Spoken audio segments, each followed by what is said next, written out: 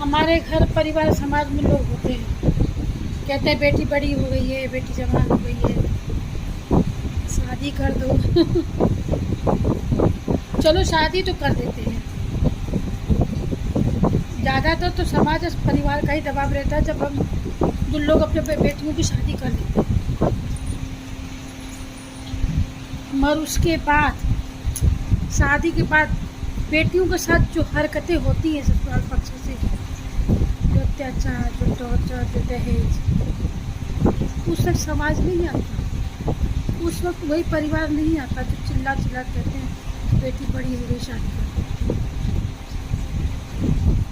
तो देखिए, पहली बात ये कि आप अपने परिवार या समाज के डर से अपनी बेटियों की शादी मत कीजिए, क्योंकि कोई समाज, कोई परिवार आपके काम नहीं आएगा।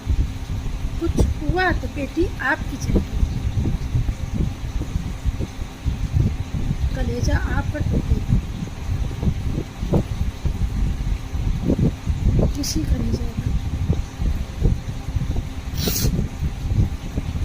तो भाई, मैं अपने बेटियों की शादी नहीं करूँगी। मैं अपने जिगर के टुकड़ों को किसी वहशी दरिंदे के हाथ में नहीं जाने दूँगी। मैं कभी नहीं चाहूँगी कि मेरी बेटी को कोई आंखें दिखा दे। मैं कभी नहीं चाहूँगी कि मेरे बेटे को उंगली उठा दे।